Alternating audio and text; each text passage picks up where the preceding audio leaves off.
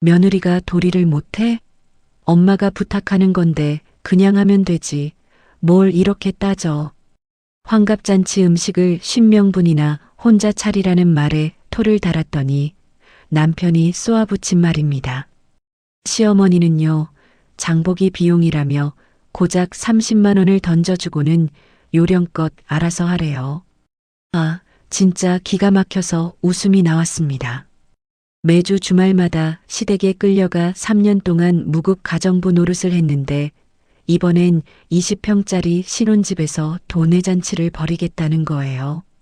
하지만 저도 그냥 당하고만 있을 사람은 아니었죠. 잔치 전날 밤 저는 이민 가방 2개에 짐을 싹 쓸어 담고 그 집을 나왔습니다.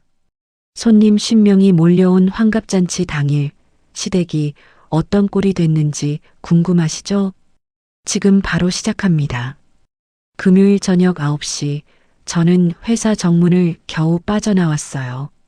이번 주 내내 야근에 시달린 몸은 축축 늘어진 행주 같았죠. 지하철에서 꾸벅꾸벅 졸다가 하마터면 역을 지나칠 뻔했습니다. 현관 비밀번호를 누르고 문을 여는데 거실 불이 환하게 켜져 있었어요. 신발장 옆에 낯익은 가죽 구두가 가지런히 놓여 있었습니다. 어머니 오셨어요? 시어머니가 거실 소파 한가운데에 떡하니 앉아 계셨어요. 테이블 위에는 A4 용지 3장이 가지런히 놓여 있었고 시어머니는 그 종이를 손끝으로 톡톡 두드리고 계셨습니다. 시어머니가 리모컨으로 텔레비전을 끄며 입을 열었습니다. 수연아, 거기 서 있지 말고 앉아봐. 얘기 좀 하자. 저는 구두도 제대로 못 벗고 거실로 끌려가듯 앉았어요. 시어머니가 A4 용지를 제 쪽으로 턱 밀었습니다. 다음 주 토요일이 내 환갑이야. 여기 적힌 분들 다 오셔. 동네 선배님들, 성당분들, 친척까지 딱 10명이야. 종이에는 이름과 연락처가 빼곡했어요. 저는 눈을 비비며 그 명단을 다시 들여다봤습니다. 어머니 10명이요? 여기가 20평인데 10명이 어떻게 다 들어와요? 근처에 괜찮은 식당 많잖아요. 제가 예약하고 비용도 보태드릴게요. 시어머니가 손바닥으로 테이블을 탁 내리쳤습니다. 식당에서 사 먹이는 걸 누가 정성이라고 쳐줘? 며느리가 직접 갈비찜에 전에 정성껏 차려야 사람들 앞에서 내 체면이 서지. 어머니, 그러면 출장 뷔페라도 부르면 어떨까요? 요즘은 전문업체가. 시어머니가 제 말을 싹둑 잘랐습니다. 남이 만든 걸 내 환갑상에 올려? 그런 건 정성이 아니야. 며느리가 손수 만들어야 맛이지. 내가 그 정도 대접도 못 받을 사람이야? 시어머니의 목소리가 거실 벽을 때렸어요. 저는 입술을 꽉 깨물고 남편을 돌아봤습니다. 남편 박준혁은 안방 문틀에 기대서서 팔짱을 끼고 서 있었죠. 준혁 씨, 나 요즘 회사에서 얼마나 바쁜지 알잖아. 이번 주 내내 야근했어. 10명 음식을 내가 혼자 어떻게 해. 준혁이 팔짱을 풀고 제 앞으로 성큼 다가왔습니다. 수연아, 나 장남이야. 엄마 평생에 환갑이 몇 번이겠어. 동네 사람들한테 우리 집안이 얼마나 잘하는지 보여줄 기회라고. 네가 좀 참고 해줘. 며느리가 이 정도는 해야지. 참고 해줘? 내일 당장 올려야 할 보고서가 3개야. 나도 돈 벌어오는 사람이라고. 왜 맨날 이런 건 나한테만 시켜. 딩동. 시댁 단체 채팅방 알림이 울렸어요. 신우이 박준희의 메시지였습니다. 우리 새언니 요리 솜씨가 얼마나 좋은데. 언니만 믿으면 돼. 나는 손님으로 갈 테니까 상 차리는 거 옆에서 거들어 줄게. 언니 화이팅. 저는 화면을 꺼버렸어요.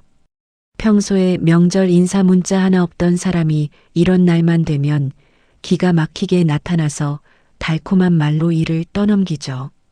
거들어준다면서 손님으로 오겠다는 말이 참 얄밉더라고요.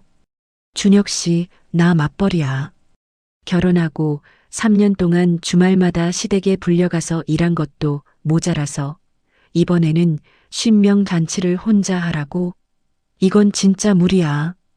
준혁이 미간을 잔뜩 구기며 목소리를 확 높였습니다.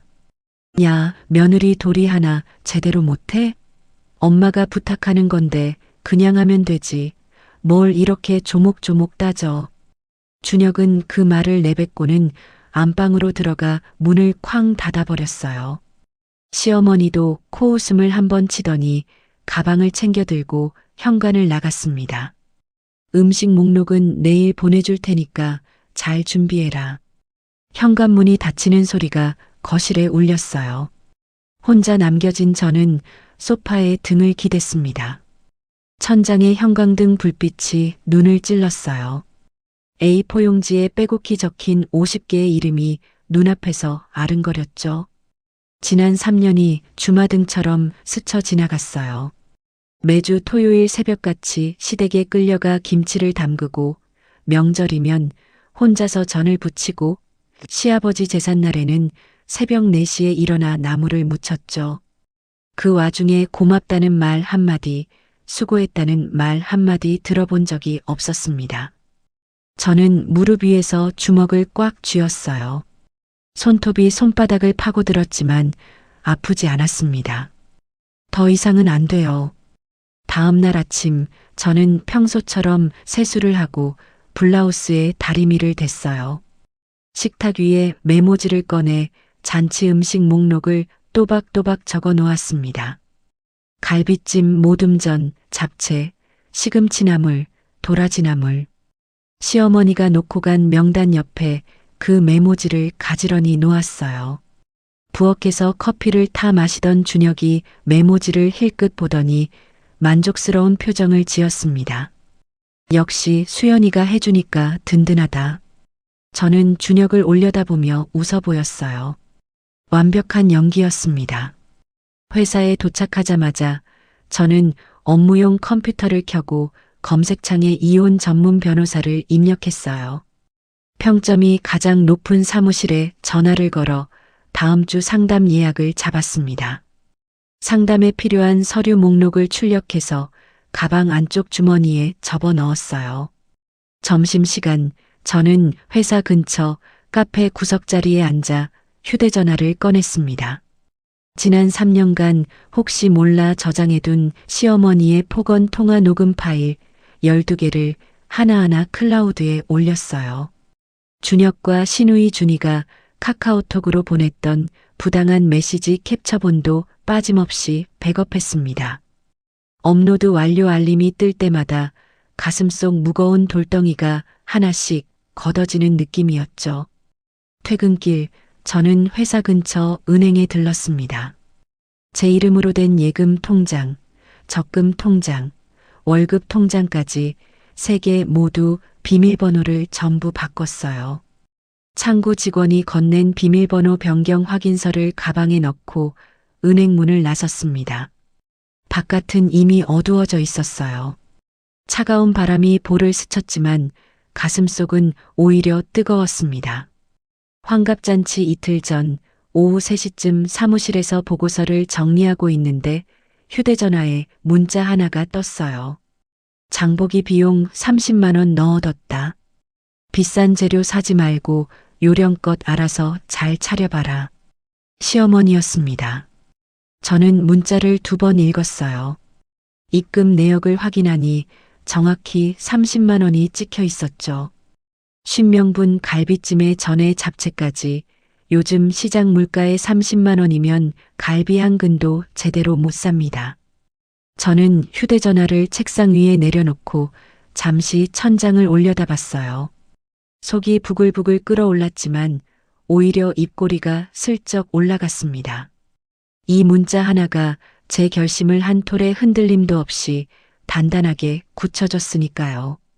저는 준혁에게 전화를 걸었습니다. 준혁 씨, 오늘 몇 시에 들어와? 아, 오늘 팀 회식이야. 아마 늦을 것 같으니까 먼저 자. 알겠어. 늦게까지 기다리지 않을게. 전화를 끊고 저는 시계를 봤어요. 오후 4시 반, 퇴근까지 30분 남았습니다. 저는 책상 서랍에서 미리 뽑아둔 서류 봉투를 꺼내 가방에 넣고 자리에서 일어났어요. 신혼집 현관문을 열자 텅 빈 거실이 저를 맞았습니다. 저는 신발을 벗어던지고 곧장 안방으로 들어가 옷장 문을 활짝 열었어요. 지난주에 인터넷으로 주문해둔 대형 이민 가방 2개가 안방 구석에 세워져 있었습니다. 코트, 블라우스, 니트, 청바지, 원피스. 저는 사계절 옷을 한 움큼씩 꺼내 가방에 쓸어 담았어요. 화장대 서랍을 열어 결혼 전부터 모아온 금반지 3개와 진주 귀걸이를 파우치에 넣었습니다. 노트북과 충전기, 여권, 통장 원본까지 빈틈없이 챙겼어요. 옷장 안쪽에 걸려있던 웨딩 사진 액자가 눈에 들어왔습니다. 환하게 웃고 있는 저와 준혁의 얼굴이 보였지만 저는 시선을 돌리고 옷장 문을 닫았어요. 안방을 마친 저는 거실로 나왔습니다. 책꽂이에 꽂아둔 제 책들, 현관 신발장의 구두와 운동화, 욕실 선반의 화장품과 스킨케어 세트까지 전부 가방 속으로 들어갔어요. 거실 곳곳에 흩어져 있던 제 흔적을 하나씩 지울 때마다 이 집에서 보낸 3년이 한꺼풀씩 벗겨져 나가는 것 같았죠. 거실이 휑해지자 텔레비전 옆에 놓인 준혁의 물건들이 눈에 밟혔습니다. 200만 원짜리 게임기와 가죽 케이스에 담긴 골프채 세트. 퇴근하면 저녁밥도 거르고 매일 껴안고 살던 것들이죠. 저는 게임기를 양팔로 안아들고 베란다로 갔어요. 세탁기 뒤 구석, 먼지가 뽀얗게 쌓인 그 좁은 틈에 게임기를 밀어 넣었습니다.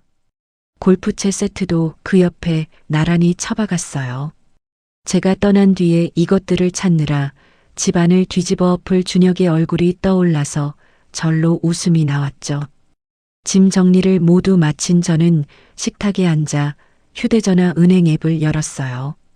시어머니가 보낸 30만 원, 1원도 남기지 않고 정확하게 시어머니 통장으로 돌려보냈습니다. 이체 메모란에 5글자를 적었어요. 잔치 비용 환불. 이체 완료 알림이 뜨자마자 저는 카카오톡을 열었습니다. 시어머니, 준혁, 시누이 준이가 모두 들어있는 가족단체 채팅방. 저는 메시지를 하나 입력했어요. 당신들 잔치는 당신들이 알아서 하세요. 전송 버튼을 눌렀습니다. 읽음 표시가 뜨기도 전에 저는 채팅방을 나갔어요. 시어머니 번호 차단, 준혁 번호 차단, 준이 번호 차단. 카카오톡 프로필 사진을 내리고 상태 메시지도 비웠습니다. 휴대전화 화면이 깨끗해지자 가슴 한복판이 뻥 뚫리는 기분이었어요. 3년 동안 제 어깨를 짓누르던 무게가 한꺼번에 사라졌습니다. 저는 택시 앱을 열어 대형 택시를 호출했어요. 이민 가방 2개를 양손에 끌고 현관문을 나섰습니다. 문을 닫기 전에 텅 빈 거실을 한번 돌아봤어요. 가스레인지 위에 놓인 시어머니의 잔치 음식 메모가 쓸쓸하게 서 있었지만 저는 미련 없이 문을 닫았습니다. 아파트 입구에 검은색 대형 택시가 대기하고 있었어요. 기사님이 트렁크를 열어주셨고 저는 무거운 가방을 하나씩 밀어 넣었습니다.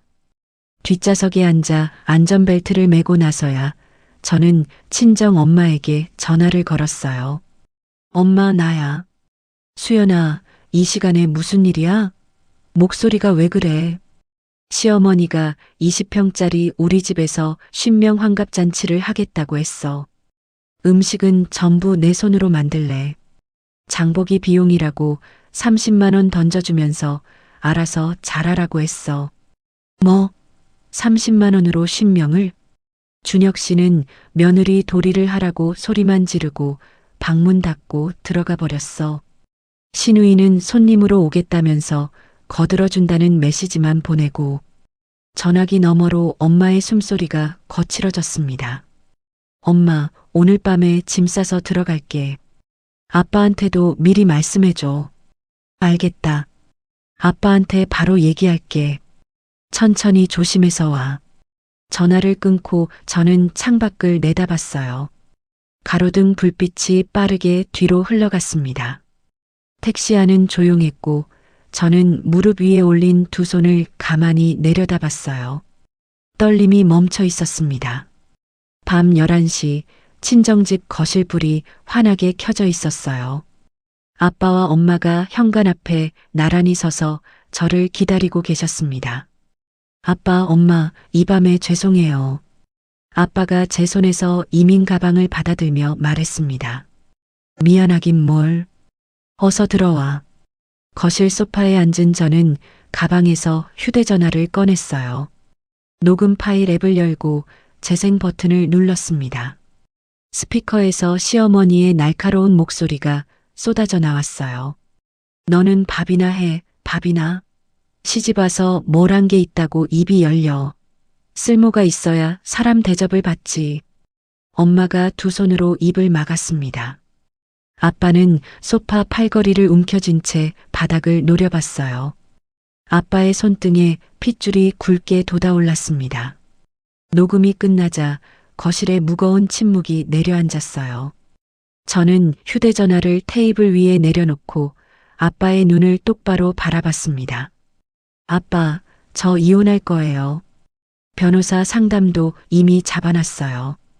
아빠가 무릎 위에 올린 주먹을 천천히 폈습니다. 그리고 낮고 단단한 목소리로 말했어요. 잘 왔다, 수연아. 아빠가 다 해줄 테니까 걱정하지 마라. 다음 날 아침 친정집 식탁에서 아빠가 커피잔을 내려놓으며 말했습니다. 수연아, 내가 새벽에 생각을 좀 해봤다. 내일이 그 환갑잔치라며? 네, 아빠. 내일 낮 12시에 손님 10명이 신혼집으로 몰려올 거예요. 아빠가 휴대전화를 꺼내 어딘가에 전화를 걸었어요. 잠시 후 아빠의 얼굴에 묘한 미소가 번졌습니다. 시내에 있는 그 호텔 있잖아. 스위트룸 하나 잡았다. 오늘부터 이틀 엄마랑 셋이서 가자. 아빠, 호텔은 무슨? 여기 집에서 쉬어도 되는데요. 아빠가 손을 저으며 자리에서 일어났습니다. 시댁놈들이 텅 빈 집에서 허둥대는 꼴을 구경하면서 맛있는 거나 먹자. 우리 딸 3년 동안 고생한 거 이 정도는 해야지. 엄마가 안방에서 여행 가방을 끌고 나오며 거들었어요. 아빠 말이 맞다. 너 얼굴이 반쪽이 됐어. 가서 푹 쉬자. 1시간 뒤 저희 가족은 시내 5성급 호텔 로비에 도착했습니다. 스위트룸 문을 열자 통유리 너머로 도심 전경이 한눈에 펼쳐졌어요. 킹사이즈 침대가 2개 놓인 넓은 방에 엄마가 감탄사를 내뱉었죠. 저는 침대에 가방을 내려놓고 휴대전화를 꺼냈어요. 화면을 몇 번 터치하자 익숙한 화면이 떠올랐습니다. 결혼 초에 준혁이 택배 도난이 걱정된다며 거실에 달아놓은 방범용 카메라의 앱이었어요. 비밀번호를 입력하니 신혼집 거실이 실시간으로 잡혔습니다. 화면 속 준혁은 거실 소파에 대자로 뻗어 있었어요. 어젯밤 회식에서 만취한 채 들어왔는지 양복 상의를 반쯤 벗은 채로 입을 벌리고 코를 골고 있었습니다. 제가 짐을 싸서 떠난 사실을 아직 까맣게 모르는 얼굴이었죠. 시계는 이미 오후 1시를 넘기고 있었어요. 아빠 보세요. 아직도 저러고 자고 있어요. 아빠가 제 옆으로 와서 화면을 들여다봤습니다. 아빠는 코웃음을 치며 고개를 저었어요. 즉, 마누라가 짐 싸서 나간 것도 모르고 저렇게 뻗어 자는 놈이 무슨 장남 노릇을 한다고. 엄마가 룸서비스 메뉴판을 넘기며 혀를 찼습니다. 저런 인간한테 3년을 버틴 우리 수연이가 대단한 거야. 오후 3시 화면 속 준혁이 드디어 몸을 뒤척이더니 소파에서 일어났어요. 머리를 극적이며 부엌 쪽으로 걸어가던 준혁이 갑자기 멈춰 섰습니다. 식탁 위에 제가 써둔 잔치 메뉴 메모지만 덩그러니 놓여 있고 주변이 텅 비어 있다는 걸 알아챈 거죠. 준혁이 허겁지겁 안방으로 뛰어들어가는 모습이 화면 밖으로 사라졌어요. 잠시 뒤 거실로 다시 뛰쳐나온 준혁의 얼굴은 하얗게 질려 있었습니다. 옷장이 텅 비어 있다는 걸 확인한 거예요. 준혁이 떨리는 손으로 휴대전화를 꺼내 화면을 미친 듯이 눌러댔어요. 제 번호를 누르고 귀에 대는 모습이 보였습니다. 하지만 들리는 건 수신 차단 안내 멘트뿐이었겠죠. 준혁이 전화기를 소파에 내던지며 소리쳤어요. 수연아, 야, 이수연. 텅 빈 거실에 준혁의 목소리만 메아리 쳤습니다. 저는 호텔 침대에 등을 기대고 앉아 그 모습을 지켜봤어요. 가슴 한구석이 시원하면서도 씁쓸했습니다. 준혁이 다시 휴대전화를 집어들더니 이번에는 다른 번호를 눌렀어요. 전화를 받자마자 준혁의 입이 바쁘게 움직였습니다. 엄마, 나야. 수연이가 없어. 옷이고 뭐고 다 가져가고 집이 텅 비었어. 카메라 마이크를 타고 시어머니의 목소리가 스피커로 흘러나왔어요. 뭔 소리야? 내일이 내 환갑인데 그 애가 장 보러 시장에 갔겠지. 오두방정 떨지 말고 가만히 기다려. 엄마, 옷장이 비었다고. 화장대도 텅 비고 신발도 하나도 없어. 뭐? 그게 무슨... 시어머니의 목소리가 뚝 끊겼어요. 준혁이 거실 바닥에 주저앉아 머리를 감싸쥐는 모습이 화면에 잡혔습니다. 저녁 8시가 넘자 화면 속 풍경이 더 바빠졌어요. 준혁이 거실을 왔다 갔다 하며 쉴 새 없이 전화를 돌리고 있었습니다. 제 친구들, 전 직장 동료들한테까지 전화를 하는 것 같았어요. 하지만 제 행방을 아는 사람은 아무도 없었겠죠. 저는 친정 부모님 외에는 아무에게도 알리지 않았으니까요. 밤 10시 현관 비밀번호를 거칠게 누르는 소리가 카메라 마이크를 탔어요. 시어머니가 내일 입을 화려한 한복 보자기를 팔에 걸친 채 현관문을 벌컥 열고 들어왔습니다. 시어머니가 부엌으로 성큼 걸어가 냉장고 문을 확 열었어요. 텅 빈 냉장고 안에는 준혁이 마시다 만 맥주캔 하나만 덩그러니 서 있었습니다. 시어머니가 냉장고 문을 쾅 닫으며 가슴을 쳤어요. 인연이 미쳤어. 내 환갑을 망치려고 작정을 했어. 쉰명이 내일 온다고. 엄마, 수연이 전화가 안 돼. 카톡도 안 되고 프로필도 없어졌어. 뭐? 그러면 친정에 전화해. 친정 번호를 모르잖아. 시어머니가 거실 소파에 털썩 주저앉으며 이마를 짚었습니다. 어떻게. 내일 사람들이 오는데 밥 한 톨도 없는 이 집에서 어떡하란 말이야. 저는 휴대전화를 침대 옆 탁자에 내려놓았어요. 마침 룸서비스로 주문한 스테이크가 도착했습니다. 아빠가 은색 뚜껑을 열자 기름진 고기 냄새가 방 안가득 퍼졌어요. 엄마가 스테이크를 썰며 말했습니다. 수연아, 고기 먹어. 내일은 더 재밌을 거다. 저는 포크로 스테이크를 한 점 베어 물며 화면을 다시 들여다봤어요. 준혁이 거실 바닥에 주저앉아 두 손으로 머리카락을 쥐어뜯고 있었습니다. 시어머니는 소파에서 가슴을 치며 연신 한숨을 쏟아내고 있었죠. 자정이 넘도록 그 풍경은 달라지지 않았어요. 저는 휴대전화 화면을 끄고 이불 속으로 들어갔습니다. 호텔 베개는 부드러웠고 3년 만에 처음으로 가슴이 편안했어요. 환갑잔치 당일 아침, 저는 호텔 침대에서 눈을 떴어요. 커튼 사이로 햇살이 비쳐 들어왔고 옆 침대에서 엄마가 아직 잠들어 계셨습니다.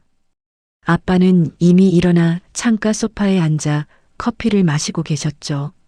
아빠, 일찍 일어나셨네요. 아빠가 커피잔을 들어 보이며 빙그레 웃었습니다. 오늘이 본 게임 아니냐. 일찍 일어나서 기다리고 있었다. 저는 세수를 하고 침대에 앉아 휴대전화를 켰어요. 카메라 앱을 열자 신혼집 거실이 잡혔습니다. 아침 10시 현관 비밀번호를 누르는 소리가 들렸어요. 문이 열리자 시어머니가 먼저 들어왔습니다. 미용실에서 머리를 세팅하고 화려한 자주색 한복을 차려입은 모습이었어요. 시누이 준이가 시어머니 뒤를 따라 꽃다발을 들고 들어왔죠. 시어머니가 거실을 휘 둘러보았습니다. 가스레인지 불은 꺼져 있고 식탁은 텅 비었고 주방에는 냄비 하나 올려져 있지 않았어요. 시어머니의 시선이 거실 바닥으로 내려갔습니다. 준혁이 어젯밤 그대로 거실 바닥에 이불도 없이 쓰러져 있었어요. 양복은 구겨질 대로 구겨져 있었고 얼굴은 뜬 눈으로 밤을 새운 사람의 것이었습니다. 시어머니의 다리가 풀렸어요. 한복 치마가 바닥에 퍼지며 시어머니가 그대로 주저앉았습니다. 준혁아, 이게 뭐야? 이게 대체 뭔 꼴이야? 준혁이 바닥에서 겨우 상체를 일으키며 말했어요. 엄마, 수연이가 진짜 안 와. 전화도 안 되고 카톡도 안 되고 어디 있는지도 모르겠어. 시누이 준이가 꽃다발을 식탁 위에 툭 내려놓으며 인상을 구겼습니다. 오빠, 마누라 하나 관리를 못해? 오늘이 엄마 환갑이야. 50명이 온다고. 나보고 어쩌라고. 너도 전화해봐. 수연이 번호 차단됐어. 준이가 휴대전화를 꺼내 제 번호를 눌렀어요. 수신 차단 안내음이 흘러나왔겠죠. 준이의 얼굴이 딱딱하게 굳었습니다. 진짜 차단했네, 이 언니가. 시어머니가 바닥에 앉은 채로 준혁의 팔을 잡아 흔들었어요. 지금이라도 당장 배달이라도 시켜. 뭐라도 차려놔야 할 거 아니야. 엄마, 50명분을 지금 어디서 구해? 시간이 없다고. 세 사람이 거실에서 서로 소리를 높이는 동안 시계는 낮 12시를 향해 달려가고 있었어요. 12시 정각 현관 초인종이 울리기 시작했습니다. 한 번, 두 번, 세 번. 연달아 울리는 초인종 소리에 세 사람의 얼굴이 동시에 굳어졌어요. 준혁이 떨리는 손으로 현관문을 열자 한복을 곱게 차려입은 동네 어르신 두 분이 양손에 선물 보따리를 들고 서 계셨습니다. 어이구, 준혁이 아니냐. 어머니 환갑 축하한다. 그 뒤로 사람들이 줄줄이 몰려들었어요. 축의금 봉투를 든 성당분들, 과일 바구니를 든 동네 아주머니들, 양복을 차려입은 아저씨들까지. 20평짜리 좁은 거실이 순식간에 사람들로 빽빽하게 들어찼습니다. 손님들이 거실을 둘러보기 시작했어요. 앉을 방석도 없고 식탁 위에는 꽃다발 하나만 덩그러니 놓여 있었죠. 부엌에서는 음식 냄새는커녕 밥 짓는 김 한 줄기 나지 않았습니다. 동네 성당에서 함께 다닌다는 아주머니 한 분이 노골적으로 코를 킁킁거리며 말했어요. 어머, 아직 음식 준비가 안 된 거야? 우리 12시까지 오라고 해놓고. 한복을 입고 오신 친척 어르신이 거실을 둘러보며 혀를 찼습니다. 여기가 20평이야, 30평이야? 이 좁은 데서 50명 잔치를 한다고 사람을 불렀어? 웅성거림이 점점 커졌어요. 시어머니는 안방 문 앞에서 입술만 달싹거리며 아무 말도 못하고 서 있었습니다. 사색이 된 준혁이 휴대전화를 붙들고 부엌 구석으로 갔어요. 떨리는 목소리로 배달 전문점에 전화를 걸기 시작했습니다. 여보세요. 50인분 배달 가능할까요? 지금 당장이요. 갈비찜이든 보쌈이든 뭐든 상관없어요. 전화 너머로 들리는 대답은 매번 같았어요. 손님, 지금 주말 점심시간이라 50인분은 불가능합니다. 준혁이 다른 곳에 또 전화를 걸었어요. 중국집이요? 지금 짜장면 50그릇 배달되나요? 저희 지금 주문이 밀려서 2시간은 걸립니다. 준혁이 이마를 짚으며 전화기를 내렸습니다. 시누이 준이도 옆에서 휴대전화로 여기저기 전화를 돌렸지만 돌아오는 대답은 하나같이 거절이었어요. 30분이 지나도록 맹물 한 잔 나오지 않자 손님들의 얼굴이 확 달라졌습니다. 친척 어르신 한 분이 거실 한가운데서 목소리를 높였어요. 아니, 환갑잔치라고 해서 귀한 시간 내서 왔더니 물 한 잔이 없어? 요즘 세상에 누가 이 좁은 신혼집에서 쉰명 잔치를 벌여. 이건 사람을 뭘로 본 거야? 또 다른 동네 아주머니가 팔짱을 끼며 시어머니를 쏘아봤습니다. 며느리가 직접 해야 체면이 선다더니 정작 그 며느리는 코빼기도 안 보이네. 김 여사, 평소에 며느리한테 어떻게 했길래 환갑날 도망을 갔어? 시어머니의 얼굴이 하얗게 질렸어요. 입술이 파르르 떨리더니 숨을 몰아쉬기 시작했습니다. 가슴을 움켜쥐고 헐떡거리는 시어머니를 준이가 부축해서 안방으로 데려갔어요. 안방 문이 닫히자 거실에 남은 손님들 사이에서 수군거리는 소리가 더 커졌습니다. 몇몇 손님들은 현관 앞에 쌓여있던 자기네 축의금 봉투를 뒤적이기 시작했어요. 한 아주머니가 자기 이름이 적힌 봉투를 찾아내더니 가방에 쑤셔 넣으며 말했습니다. 나는 간다. 이런 잔치는 처음 봐. 그 아주머니를 시작으로 서너 명이 봉투를 도로 집어들고 혀를 차며 현관문을 나섰어요. 준혁이 현관으로 달려가 나가는 손님들의 팔을 붙잡았습니다. 어르신, 잠깐만요. 지금 근처 식당 알아보고 있어요. 제가 모시겠습니다. 됐어. 이 동네에 50명 들어갈 식당이 어딨다고. 손님이 준혁의 손을 뿌리치고 나가버렸어요. 준혁이 아파트 복도로 뛰쳐나가 엘리베이터 앞에서 허둥대는 모습이 카메라에 잡혔습니다. 저는 호텔 침대에 등을 기대고 휴대전화 화면을 내려다봤어요. 아빠가 제 옆에 앉아 함께 화면을 보며 고개를 끄덕였습니다. 즉, 꼴 좋다. 남의 딸 종부림 시키더니 제 잔치도 못 차리는 거야. 엄마가 커피를 한 모금 마시며 말했어요. 그러게. 30만 원으로 50명 밥상을 차리라던 사람이 지금 중국집 짜장면도 못 시키고 있네.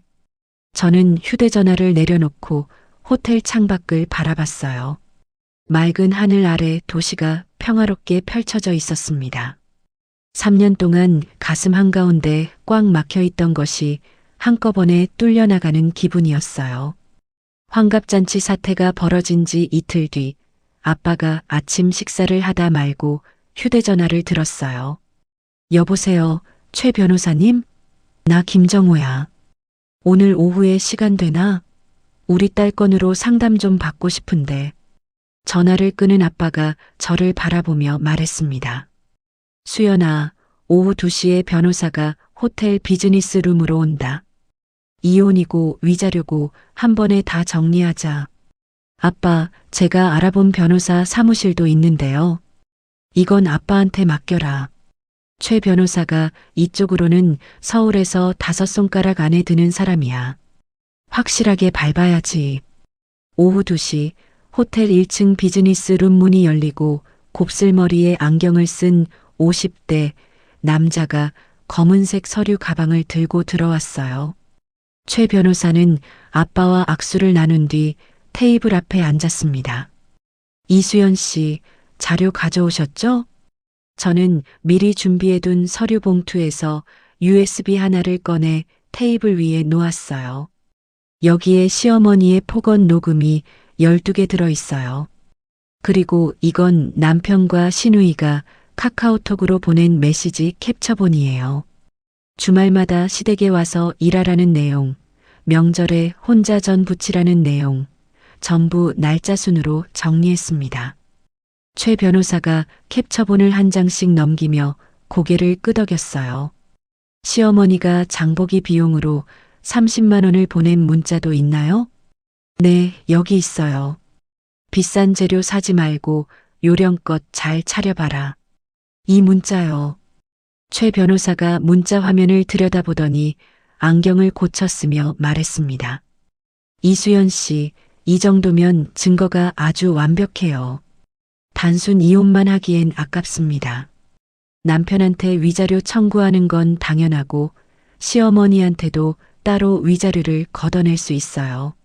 3년간 이렇게 심한 폭언을 했으면 충분히 가능합니다. 아빠가 팔짱을 끼며 물었어요. 시어머니한테도 따로 청구할 수 있다는 거지? 네, 혼인관계를 파탄낸 책임이 시어머니한테도 있으니까요. 제3자 위자료라고 합니다.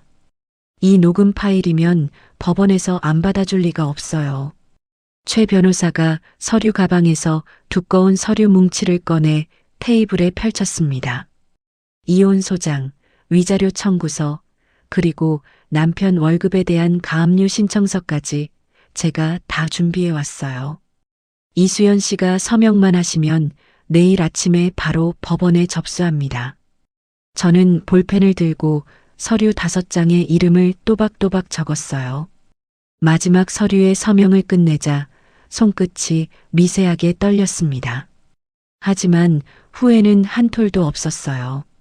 최 변호사가 서류를 가방에 넣으며 자리에서 일어났습니다. 내일 오전 중으로 전부 접수하겠습니다. 남편 회사로 급여 가압류 통지서도 바로 나갈 거예요. 연락 기다리세요. 변호사가 나간 뒤 저는 소파에 등을 기대며 긴 숨을 내쉬었어요. 아빠가 제 어깨를 토닥이며 말했습니다. 잘했다. 이제 됐어. 엄마가 생수병을 건네며 조용히 웃었어요. 우리 딸 속이 좀 시원하지? 저는 고개를 끄덕이며 물을 한 모금 마셨습니다. 방으로 돌아온 저는 문득 궁금해져서 휴대전화 차단 목록을 열어봤어요. 차단을 잠깐 풀자마자 알림이 폭포처럼 쏟아졌습니다. 부재중 전화 247통, 문자 메시지 89개. 준혁의 문자를 위에서부터 훑어봤어요. 처음에는 욕설이었습니다. 야, 이수연. 너 지금 뭐 하는 거야? 당장 전화 안 받아? 너 때문에 엄마 환갑 완전히 망했어. 동네에서 개망신 당했잖아. 중간쯤부터 말투가 달라져 있었어요. 수연아, 내가 잘못했어. 제발 전화 좀 받아줘. 장인어른, 장모님께 내가 직접 찾아가서 빌게. 한 번만, 제발 한 번만 통화하자. 음성사서함도 가득 차 있었습니다. 재생 버튼을 누르자 준혁의 목소리가 흘러나왔어요. 처음 녹음에서는 거칠게 소리를 질렀습니다. 이수연, 너 진짜 이럴 거야? 당장 집으로 안 돌아와? 마지막 녹음에서는 코를 훌쩍이며 떨리는 목소리로 매달렸어요. 수연아, 나 준혁이야. 장인어른, 장모님께 내가 싹싹 빌 테니까 제발, 제발 한 번만 통화하자. 나 이러다 진짜 미칠 것 같아. 저는 음성사서함을 끄고 신우이 준이의 문자를 열었어요. 언니, 나 준이야. 잔치 때 일 내가 다 배상할게. 돈 얼마든지 줄 테니까 제발 우리 오빠랑 이혼만은 참아줘. 언니, 제발. 저는 콧바람을 한번 불었어요. 3년 동안 새언니를 종부리듯 부려먹고는 이제 와서 언니 타령이라니. 저는 준이의 문자를 모두 선택하고 삭제 버튼을 눌렀습니다. 준혁의 문자도 전부 지웠어요. 그리고 다시 차단 목록에 전부 등록했습니다. 다음 날 아침 최 변호사에게서 전화가 왔어요. 이수연 씨, 이혼 소장과 위자료 청구 소장 모두 법원에 접수 완료했습니다. 남편 회사로 급여 가압류 신청도 넣었고요. 남편 주거래 은행 예금에 대한 가압류도 마무리됐습니다. 감사합니다.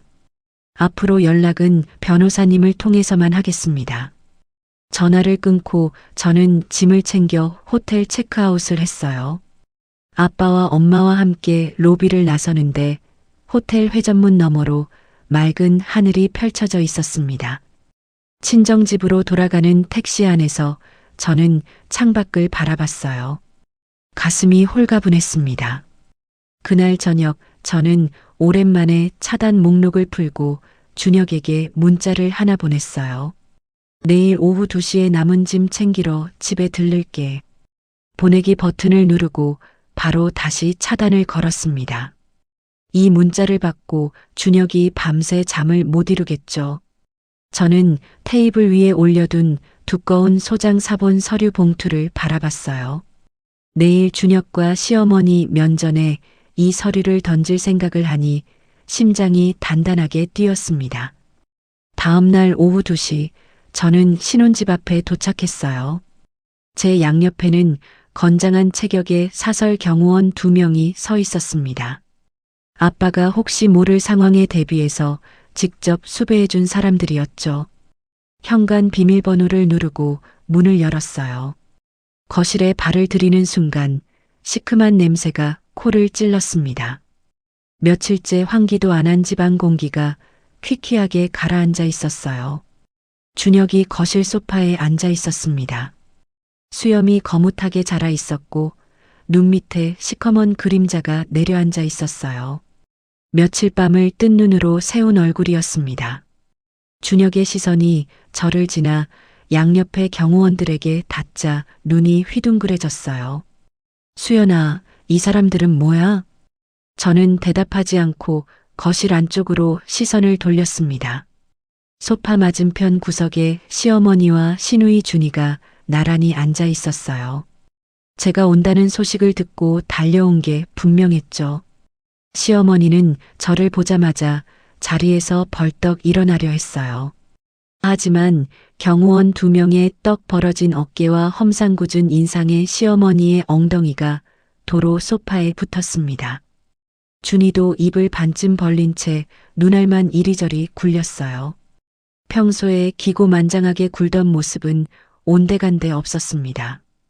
준혁이 소파에서 튀어나오듯 일어나 제 앞으로 달려왔어요.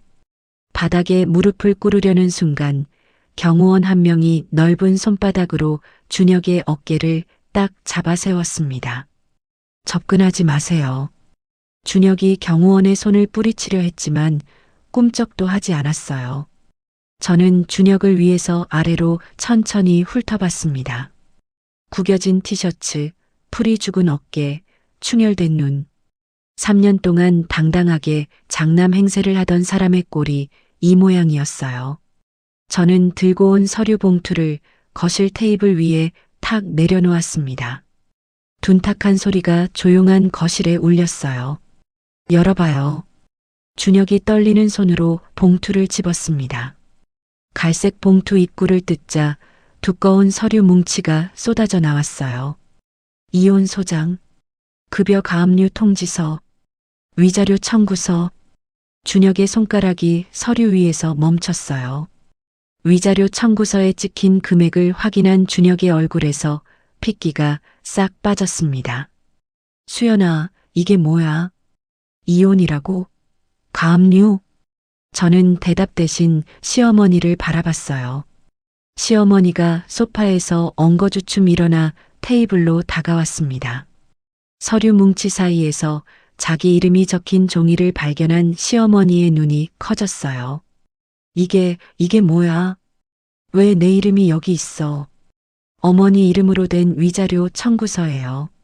3년간 며느리한테 퍼부은 폭언, 전부 녹음되어 있는 거 아시죠? 법원에서 다 들을 거예요. 시어머니의 손이 덜덜 떨렸어요. 서류를 쥔 손가락이 하얗게 질리더니 뒷목을 부여잡았습니다. 시어머니가 그대로 뒤로 비틀거리며 소파 위로 쓰러졌어요. 헐떡헐떡 거친 숨을 몰아쉬는 시어머니의 한복 고름이 흐트러졌습니다. 준이가 시어머니에게 달려가며 소리쳤어요. 엄마, 엄마 괜찮아? 저는 시어머니를 붙들고 있는 준이를 향해 입을 열었습니다. 준이 씨, 내 요리 솜씨 최고라면서요? 나만 믿는다면서요? 손님으로 가서 거들어준다면서요? 준이의 고개가 천천히 돌아왔어요. 저는 준이의 눈을 똑바로 바라보며 말했습니다. 3년 동안 나한테 일 떠넘기면서 얄밉게 굴던 대가가 저 서류에 고스란히 담겨 있어요. 한 장 한 장 꼼꼼히 읽어봐요. 준이의 입술이 파르르 떨렸지만 아무 말도 나오지 않았어요. 그때 준혁이 경호원의 손을 간신히 빠져나와 제 발밑으로 기어왔습니다. 무릎을 꿇고 제 운동화 앞에 이마를 박듯 고개를 숙였어요. 수연아, 내가 잘못했어. 내가 처가에 가서 장인어른, 장모님께 100번이고 1000번이고 사죄할게. 제발 한 번만 봐줘. 이러면 나 진짜 끝이야. 준혁의 어깨가 들썩거렸습니다. 코에서 흘러내린 콧물이 거실 바닥에 뚝뚝 떨어졌어요. 저는 준혁을 내려다봤어요. 3년 전 결혼식 날 제 손을 잡고 평생 지켜주겠다고 했던 사람. 그 입으로 며느리 도리를 하라고 소리를 지르고 방문을 쾅 닫고 들어가던 사람. 준혁 씨, 우리 부모님한테 넌 사위도 아니야. 그냥 내 딸을 3년간 괴롭힌 가해자일 뿐이야. 구질구질한 변명은 법정에서 변호사한테 해. 준혁의 고개가 더 깊이 숙여졌어요. 어깨가 잔뜩 움츠러들었습니다. 저는 준혁을 돌아보지 않고 안방으로 들어갔어요. 옷장 구석에 남아있던 겨울 코트 2벌과 머플러를 꺼내 경호원에게 건넸습니다. 화장대 서랍 맨 안쪽에 넣어뒀던 소형 헤어드라이기와 고데기도 챙겼어요. 안방을 나서는데 준혁이 문 앞에서 바닥을 구르며 매달렸습니다. 수연아, 제발. 나 이거 없으면 진짜 어떻게 살아. 한 번만, 딱 한 번만. 저는 준혁의 옆을 지나쳤어요. 눈길 한 번 주지 않았습니다. 경호원이 준혁을 조용히 밀어내며 제 뒤를 따랐어요. 현관에서 신발을 신는데 안방에서 시어머니의 앓는 소리가 흘러나왔습니다. 거실에서는 준혁의 울음소리가 천장을 때렸어요. 저는 현관문을 열고 밖으로 나갔습니다. 문이 쾅 닫히는 소리가 복도에 울렸어요. 엘리베이터 버튼을 누르며 저는 어깨를 한번 쭉 폈습니다. 경호원이 양손에 들고 있는 제 짐들이 눈에 들어왔어요. 가볍지는 않았지만 3년 전 이 아파트에 처음 짐을 들고 올라왔던 날보다 발걸음은 훨씬 가벼웠습니다. 소장을 접수한 지 한 달이 지났어요. 친정집 거실에서 아침을 먹고 있는데 엄마가 휴대전화를 보며 혀를 찼습니다. 수연아, 너 시어머니 소문 들었어? 동네 마트도 못 간대. 무슨 소문이요? 환갑잔치날 50명 앞에서 망신당한 얘기가 먼 친척들한테까지 퍼졌나 봐. 동네 사람들이 시어머니 볼 때마다 수군거리니까 아예 집 밖을 안 나온대. 저는 숟가락을 내려놓고 물을 한 모금 마셨어요. 동정은 들지 않았습니다. 남들 앞에서 체면 세우는 걸 목숨보다 중요하게 여기던 사람이 그 체면이 바닥에 떨어져 산산조각 난 거니까요. 며칠 뒤 저녁을 먹고 설거지를 하는데 모르는 번호로 전화가 왔어요. 받아보니 시어머니 쪽 친척 어르신이셨습니다. 수연이지? 나 김의 큰이모야. 수연이 전화번호를 수소문해서 겨우 알아냈다. 아, 큰이모님. 안녕하세요. 수연아, 이모가 한마디만 할게. 네가 잘한 거야. 그 집 어머니가 제 무덤을 판 거지. 평소에 그렇게 사람들한테 잘난 척을 하더니 결국 며느리한테 환갑날 쪽을 당하고 동네 웃음거리가 됐어. 이모님, 이모는 너 편이야. 이혼하든 뭘 하든 네가 결정한 거면 다 맞아. 힘내. 전화를 끊고 저는 젖은 손을 행주에 닦았어요. 시어머니가 평소에 과시하고 뽐내는 걸 못마땅하게 여기던 친척들이 한둘이 아니었죠. 그 사람들이 이제 제 편이 되어준 거였습니다. 그 무렵 준혁의 회사에서도 일이 벌어지고 있었어요. 최 변호사가 전화로 알려줬습니다. 이수연 씨, 남편 회사 인사팀에 급여 가압류 통지서가 정식으로 도착했어요. 회사에서 월급의 일정 금액을 떼어서 법원에 넘기게 됩니다. 그러면 회사 사람들이 다 알게 되는 건가요? 인사팀에서 처리하는 거니까 소문이 안 퍼질 수는 없죠. 이미 사내에서 이야기가 돌고 있다고 합니다. 전화를 끊은 뒤 저는 잠깐 창밖을 바라봤어요. 준혁이 회사에서 어떤 시선을 받고 있을지 눈에 보이는 것 같았습니다. 동료들 사이에서 수군거리는 소리가 복도를 타고 흘러다니겠죠.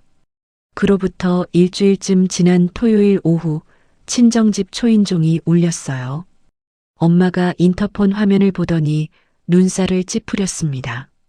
수연아, 신우이가 왔어. 화면 속에 준이가 서 있었어요. 대문 앞에서 두 손을 모은 채 고개를 숙이고 있었습니다. 아빠가 거실에서 일어나 현관으로 나갔어요. 저는 거실 창가에 서서 밖을 내다봤습니다. 아빠가 대문을 열지 않은 채 인터폰 너머로 말했어요. 뭐하러 왔어? 준이의 목소리가 인터폰 스피커를 타고 들어왔습니다. 아버님, 저 준이에요. 잘못했습니다. 새언니한테 제가 직접 사과하고 싶어서 왔어요. 제발 문 좀 열어주세요. 사과? 우리 수연이한테 3년 동안 종노릇 시켜놓고 이제 와서 사과한다고 문을 열어줄 것 같아? 아버님, 제발이요. 한 번만 기회를 주세요. 무릎 꿇고 빌겠습니다. 아빠가 현관 옆 선반에서 굵은 소금 봉지를 집어들었어요. 대문을 벌컥 열더니 소금을 한 줌 움켜쥐고 준이를 향해 팍팍 뿌렸습니다. 꺼져. 2번 다시 이 집 앞에 얼씬거리지 마라. 다음에 또 오면 경찰 부른다. 준이가 소금을 맞으며 뒤로 비틀거렸어요. 눈에 소금이 들어갔는지 얼굴을 감싸쥐고 돌아섰습니다. 울음을 터뜨리며 골목을 빠져나가는 준이의 뒷모습이 창문 너머로 보였어요. 아빠가 대문을 닫고 들어오며 소금 봉지를 선반에 도로 올려놓았습니다. 다시는 안 올 거다. 저는 아빠에게 고개를 숙였어요. 아빠, 감사해요. 감사는 무슨. 밥이나 먹자. 그 뒤로도 준혁은 발버둥을 쳤어요. 최 변호사가 전해준 소식에 따르면 준혁이 자기를 변호해줄 변호사를 구하려고 서울 시내 로펌을 여러 곳 찾아다녔다고 합니다. 하지만 제가 제출한 녹음 파일과 캡처본을 확인한 변호사들마다 고개를 저었대요. 증거가 너무 확실해서 승산이 없다며 큰 로펌은 전부 사건 수임을 거절했다고 했습니다. 어느 월요일 아침 회사에 출근해서 자리에 앉는데 보안팀에서 내선 전화가 왔어요. 이수연 과장님, 1층 로비에 남자 한 명이 과장님 면회를 요청하고 있는데요. 박준혁이라는 분인데 보내드릴까요? 심장이 한번 쿵 뛰었지만 저는 목소리를 가다듬고 대답했어요. 보내지 마세요. 그 사람 접근 금지 대상이에요. 건물 밖으로 내보내주세요. 네, 알겠습니다. 잠시 뒤 창밖을 내려다보니 보안 요원 2명이 준혁의 양팔을 잡고 건물 밖으로 데리고 나가는 모습이 보였어요. 준혁이 뒤를 돌아보며 뭔가 소리를 질렀지만 유리창 너머라 들리지 않았습니다. 법원 조정 기일이 잡혔어요. 저는 최 변호사와 나란히 법원 복도를 걸어 조정실 문을 열었습니다. 맞은편에 준혁이 앉아 있었어요. 양복을 입고는 왔지만 볼이 푹 꺼져 있었고 며칠 밤을 새운 듯 눈이 벌겋게 충혈되어 있었습니다. 준혁 옆자리는 비어 있었어요. 끝내 변호사를 구하지 못한 거였습니다. 양복 안주머니에서 꺼낸 서류 몇 장을 떨리는 손으로 펼쳐놓은 게 전부였죠. 조정위원이 자리를 잡고 양측의 이야기를 들었습니다. 준혁이 입을 열었어요. 장모님께 제가 잘못한 건 맞습니다. 하지만 이혼까지는 제가 반성하고 있으니까 한 번만. 조정위원이 손을 들어 준혁의 말을 멈추게 한 뒤 제 쪽 변호사에게 고개를 돌렸어요. 신청인 측 증거 자료를 재생해 주시죠. 최 변호사가 노트북에서 녹음 파일을 틀었습니다. 시어머니의 날카로운 목소리가 조정실을 가득 채웠어요. 너는 밥이나 해, 밥이나. 시집 와서 뭘 한 게 있다고 입이 열려. 준혁의 얼굴에서 핏기가 빠져나갔습니다. 고개가 천천히 앞으로 숙여졌어요. 조정위원이 안경을 고쳤으며 준혁을 똑바로 바라봤습니다. 피신청인, 이 녹음을 들으셨죠? 이 정도면 정식 재판으로 넘어갈 경우 결과가 어떻게 나올지 본인이 가장 잘 알 겁니다. 변호사도 없이 혼자 재판을 이어가면 더 불리해질 수 있어요. 준혁의 어깨가 축 처졌어요. 빈 옆자리를 힐끗 보더니 입술을 깨물었습니다. 변호사가 앉아 있었어야 할 그 자리가 준혁의 처지를 말해주고 있었죠. 준혁이 떨리는 목소리로 말했어요. 제가 전적으로 잘못했습니다. 합의하겠습니다. 합의서가 테이블 위에 놓였어요. 준혁이 펜을 집었습니다. 펜촉이 종이 위에서 미세하게 떨렸어요. 준혁의 눈에서 눈물이 한 방울 떨어져 합의서 위에 번졌습니다.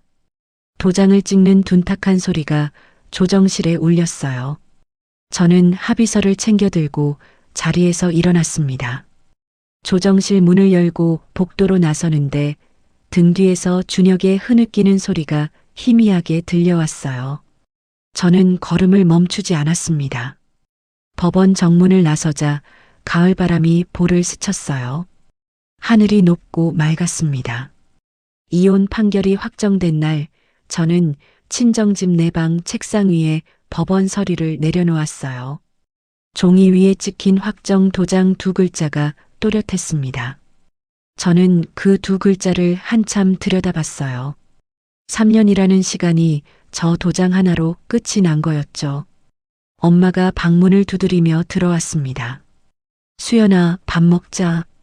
아빠가 미역국 끓여놨어. 아빠가 직접요?